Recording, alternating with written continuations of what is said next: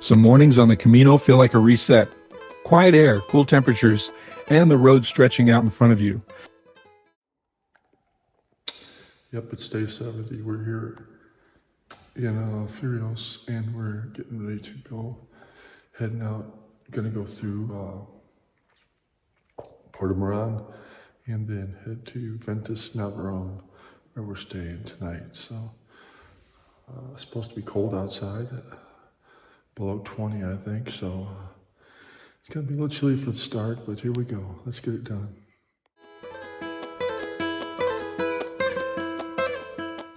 Leaving Casa Crucero just after 7 a.m., the morning carried a chill that woke you up quickly.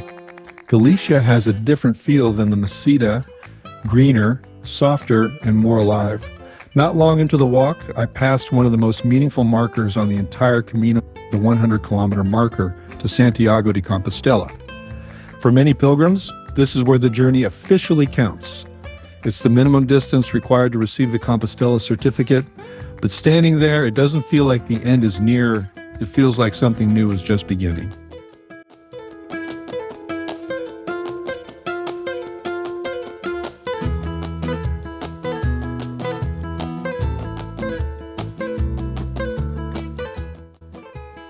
And then, along the way, small moments, like a lone horse standing quietly by the trail, remind you that the Camino is never just about the destination.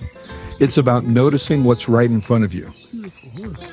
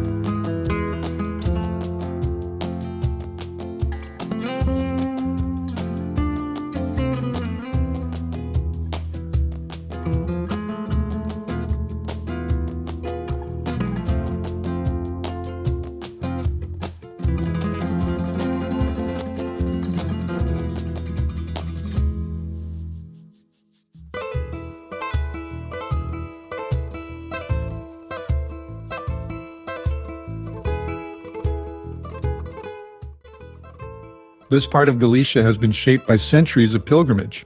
Many of these small stone villages date back to the Middle Ages, built to support the steady flow of pilgrims heading west. Some feel almost frozen in time, weathered stone walls, empty lanes, and buildings that have stood for hundreds of years. At times, it feels like you're walking through living history, and other times, like you're walking through a memory.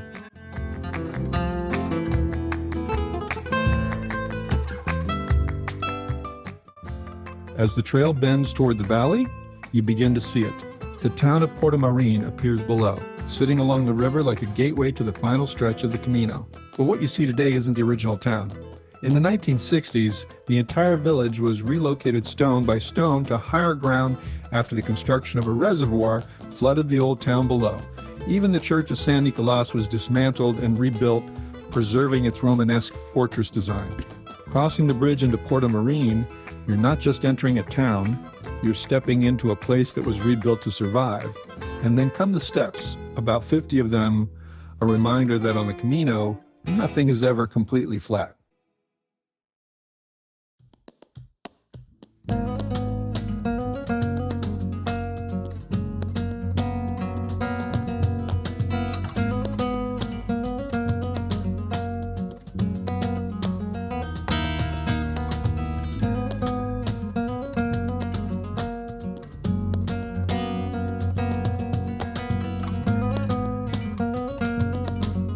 After breakfast in town, the rhythm begins to change. This is where many pilgrims join the Camino, starting from nearby Soria, just over 100 kilometers from Santiago. But by staying off stage in Ferreiros and taking the alternate route out of Portomarín, I was able to stay ahead of the crowds. The trail opened up again, quiet forests, shaded paths, and that steady walking rhythm returning. Along the way, I met a couple of fellow pilgrims, one from Australia, one from the US, And for a while, the journey became shared again. That's the balance of the Camino, solitude when you need it, and companionship when you don't expect it.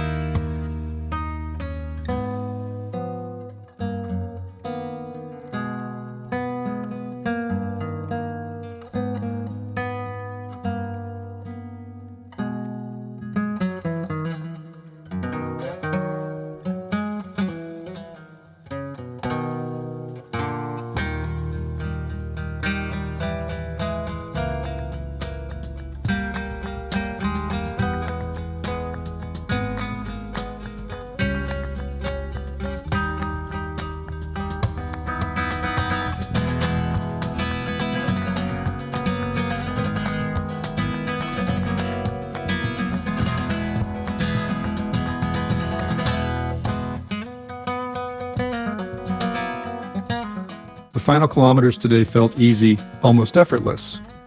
The terrain stayed gentle, the path well maintained, and the crowds never quite caught up.